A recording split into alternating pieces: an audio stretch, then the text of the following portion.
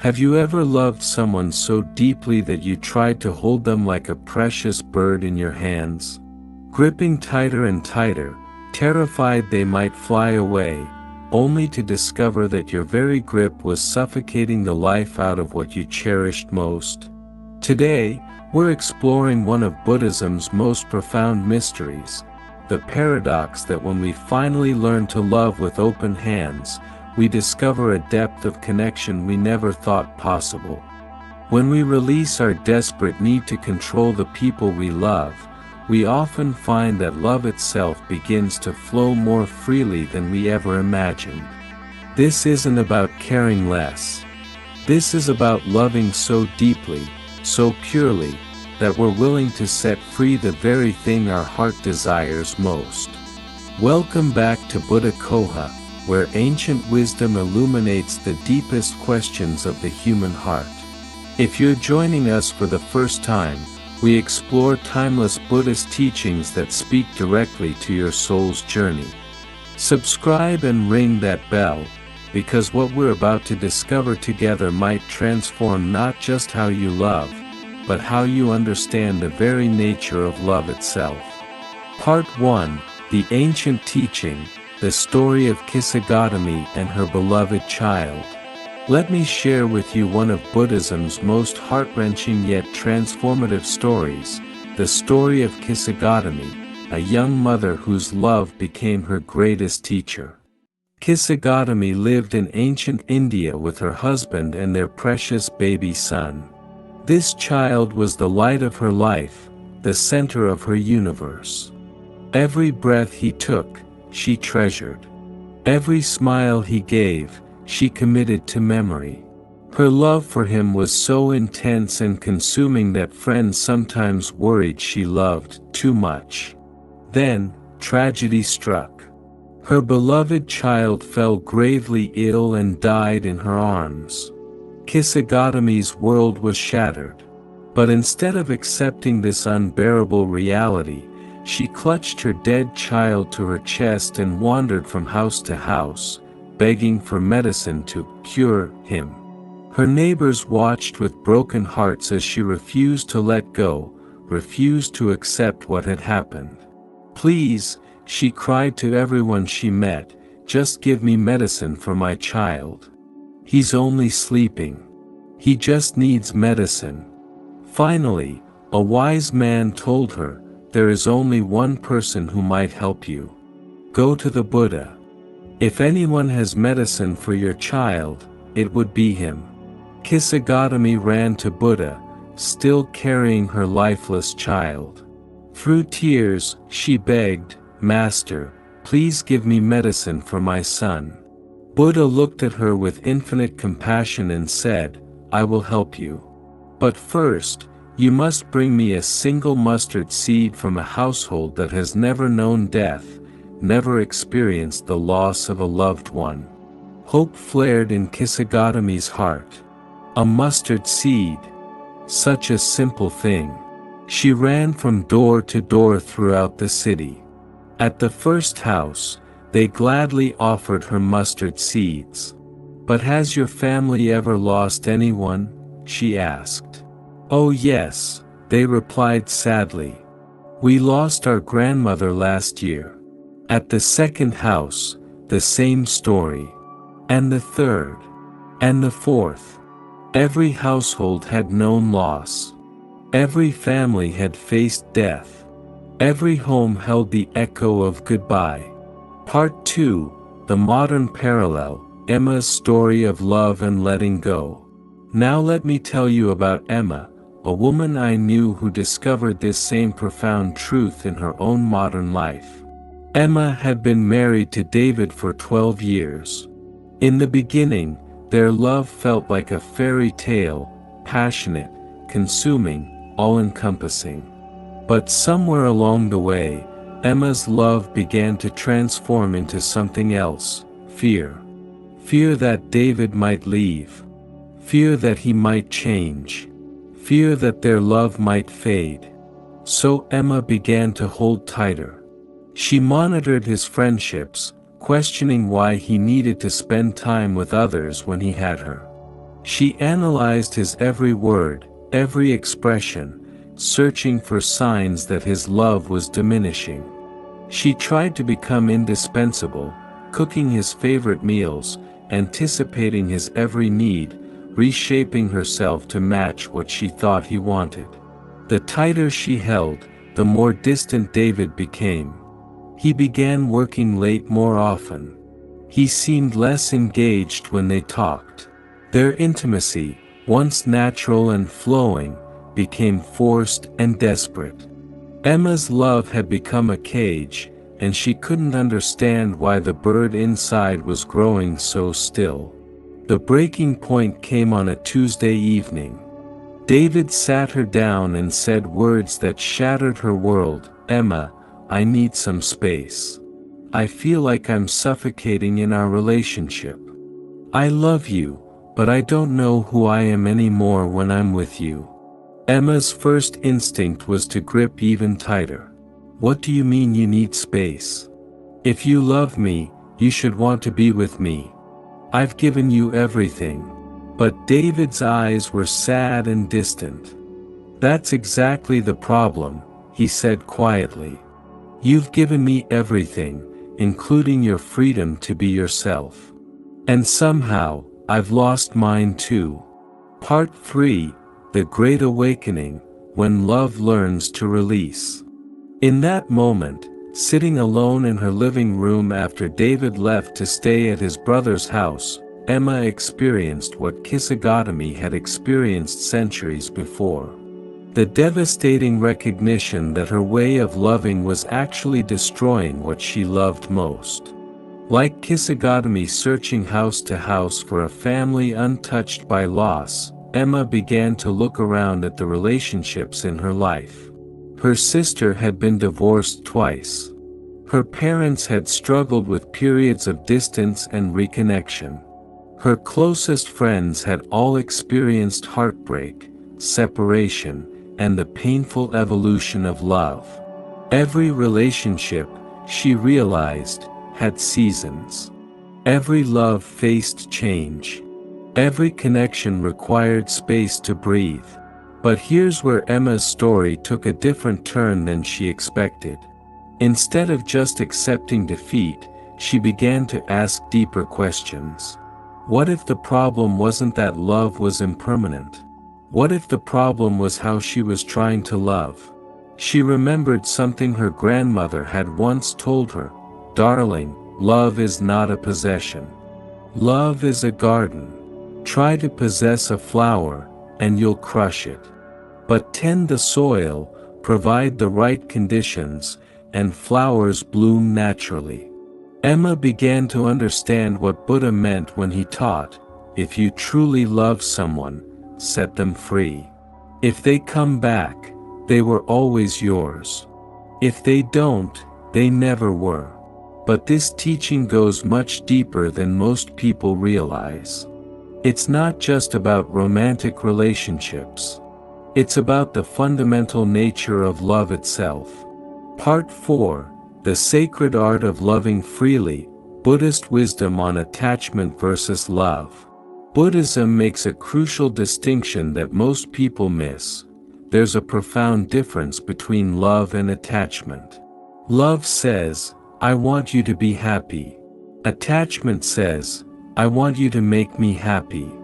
Love says, "I see who you really are and I honor that." Attachment says, "I need you to be who I want you to be." Love says, "Your growth is sacred to me, even when it's uncomfortable." Attachment says, "Please don't change in ways that threaten my security." When Kisagotami finally returned to Buddha empty-handed, she had learned the deepest truth about love and loss. Buddha looked at her with infinite tenderness and said, "Child, you have found the medicine. The medicine is understood. Death is not the opposite of life, it is part of life. Loss is not the opposite of love, it is part of love.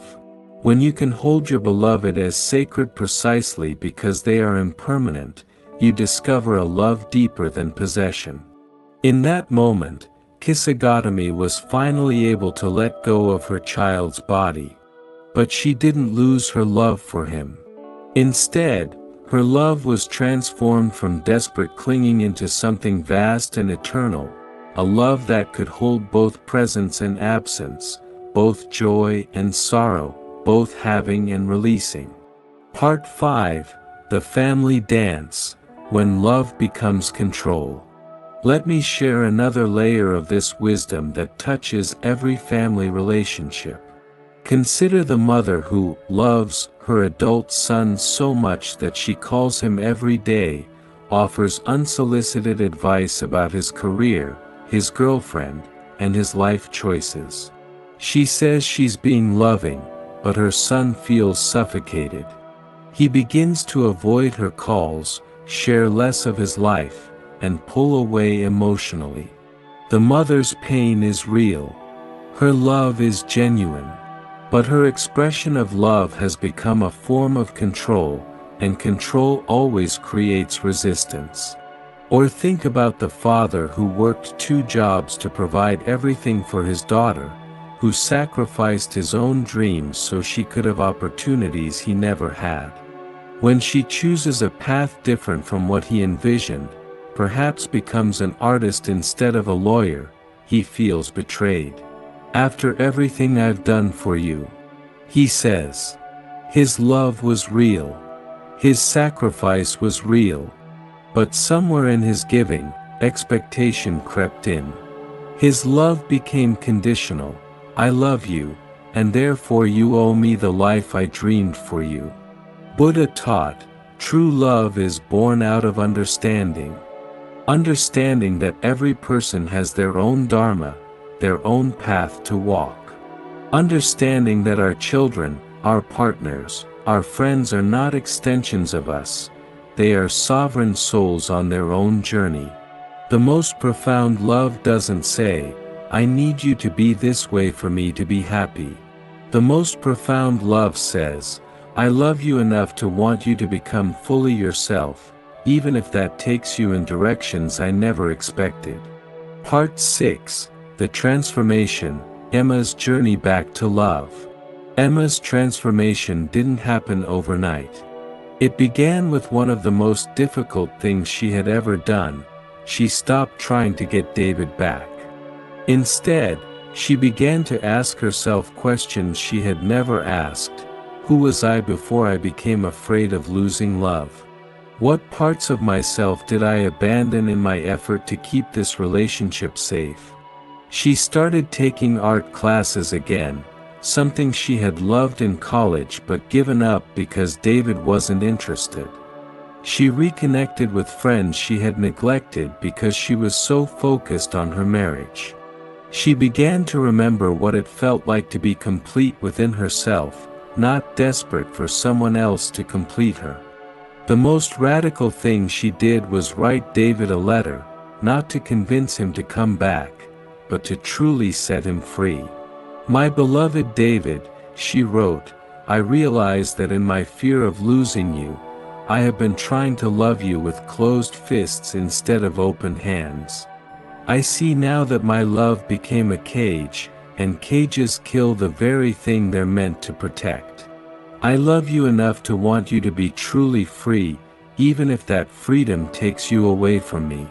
I'm learning to love myself enough to be free, too. Whatever happens between us, I want you to know, you are released from any obligation to make me happy. Your only obligation is to be authentic to your own soul.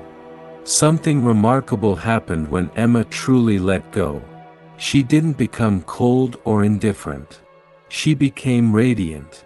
She discovered that when you're not desperately trying to hold on to someone, you have energy to give to the world, to yourself, to life itself. And David noticed. Not because she was trying to get his attention, but because authentic freedom is magnetic. 3 months after her letter, he called.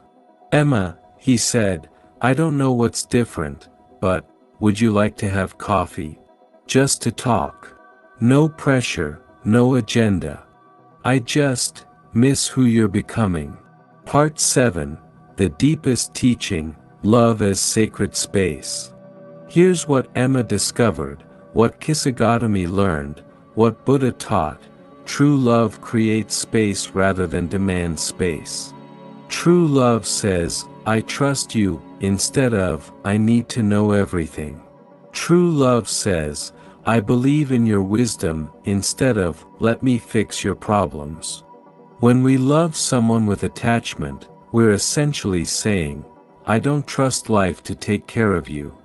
I don't trust you to make good decisions. I don't trust that love itself is intelligent enough to flow where it needs to flow.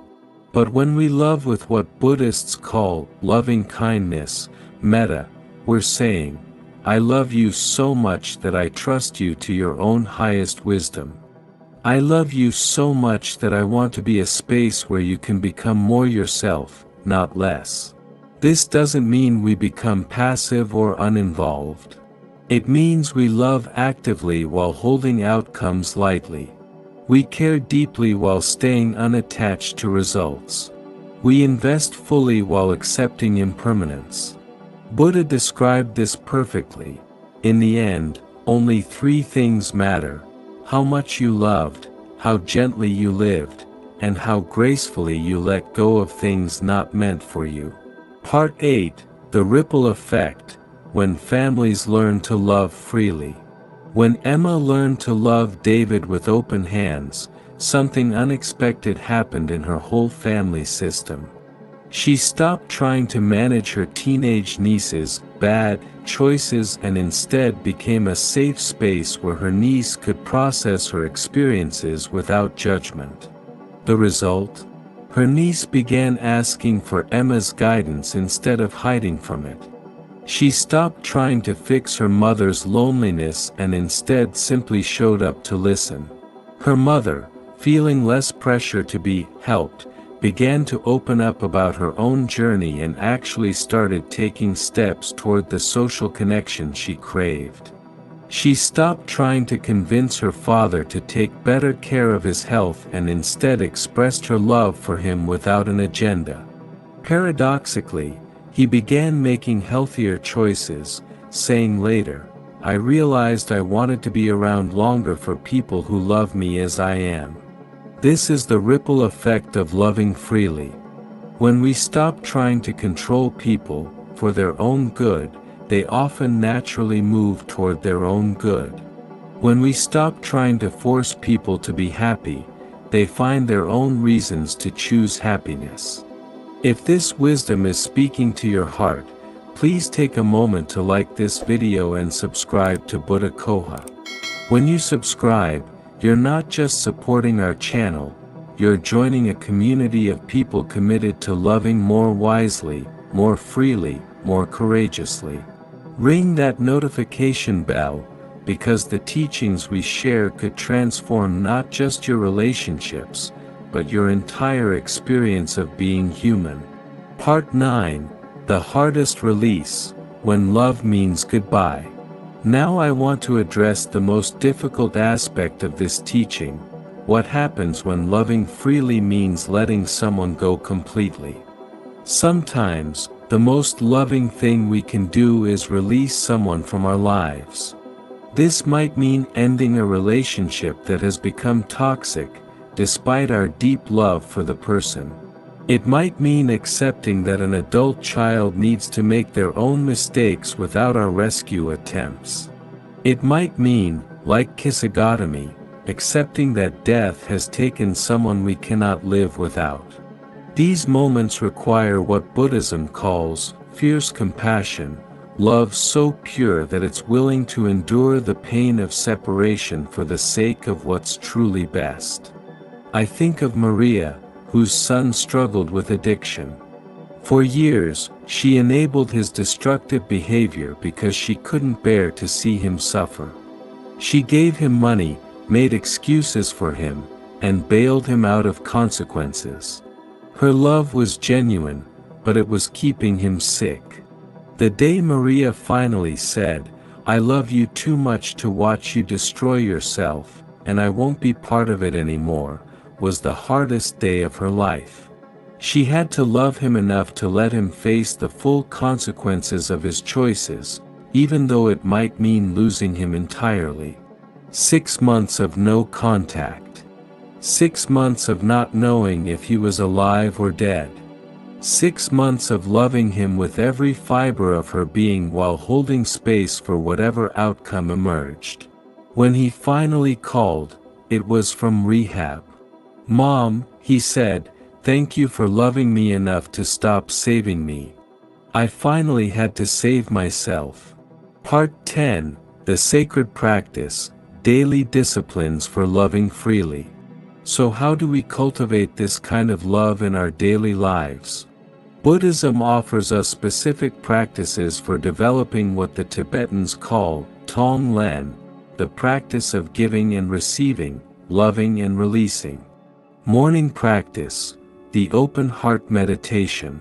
Begin each day by placing your hands on your heart and asking, "How can I love more freely today? What am I holding on to that needs to be released? Who in my life needs space to be themselves?" The daily release ritual, each evening, mentally review your interactions with loved ones. Notice moments when you tried to control, fix, or manage someone else's experience. Send them love and silently say, "I release you to your own highest good."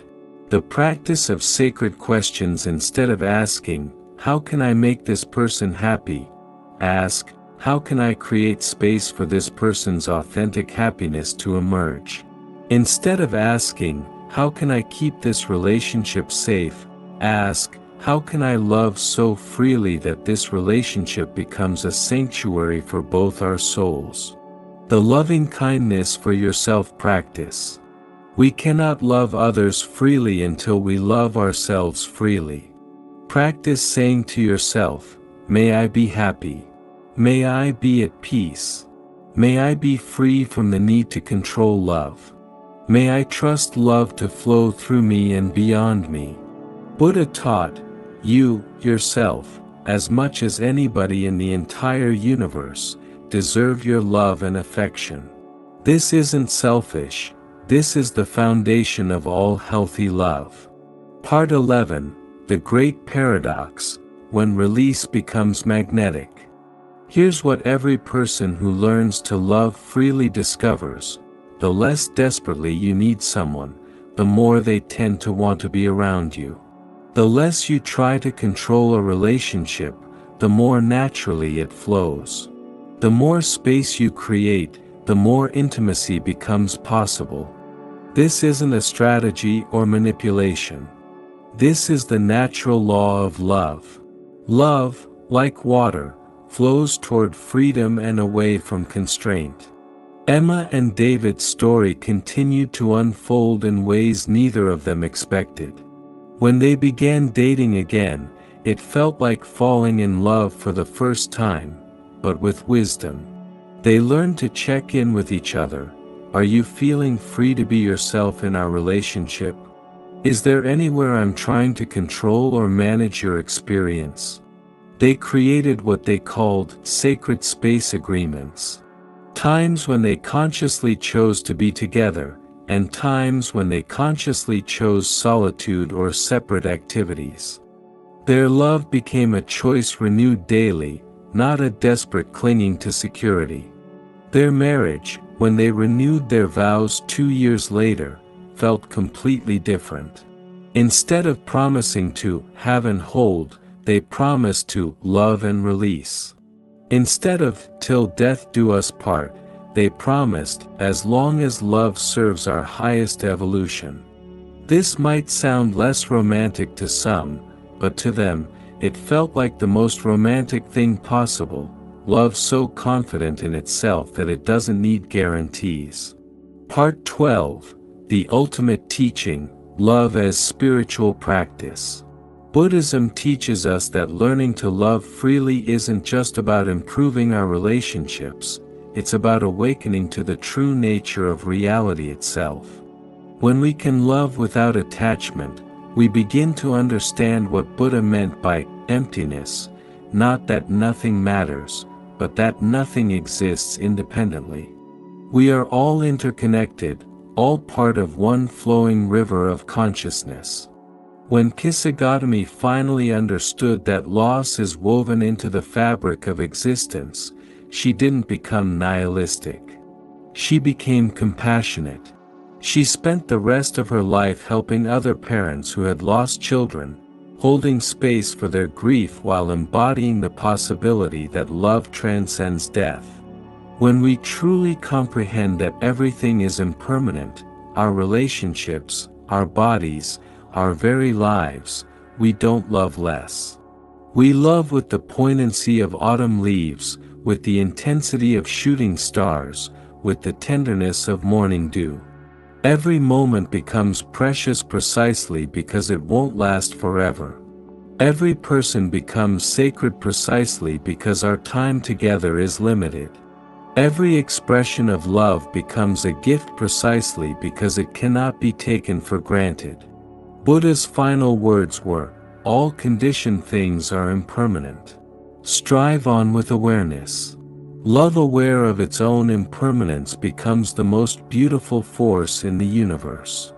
As we come to the end of our journey together today, I want to leave you with this image. Imagine your heart as a vast, open sky. Clouds of emotion pass through: joy, sadness, fear, excitement, love, grief. But the sky itself is never disturbed by the weather. When you learn to love from this sky-like awareness, you can hold everything lightly. You can feel deeply without drowning. You can care completely without controlling. You can love with the full force of your being while accepting that love itself is larger than any one relationship, any one person, any one lifetime. The people you love are not yours to possess. They are gifts to treasure while they're present, and to bless when they must go. Your children are not extensions of your ego. They are souls on loan, here to learn their own lessons and walk their own paths. Your partners are not here to complete you. They are here to dance with you while you both discover your own completeness. When you finally let go, not of love, but of the need to control love, everything doesn't just fall into place. Everything reveals itself to have always been in the perfect place. You just couldn't see it through the fog of your desperate grasping. If this teaching has touched your soul, please share it with someone whose heart needs this reminder. Subscribe to Buddha Coha for more wisdom that honors both the depth of human love and the courage required to love freely. And remember, the comments below are sacred space where we support each other in learning to love with open hands and fearless hearts. Until we meet again, may you love boldly, release gracefully, and discover in your own heart the endless sky of compassion that is your truest nature. The way is not in the sky. The way is in the heart. Buddha, what we plant with love, we harvest with joy, even when the harvest means letting go. Ancient Buddhist saying. Thank you for joining us on Buddha Coha, where love learns to fly free.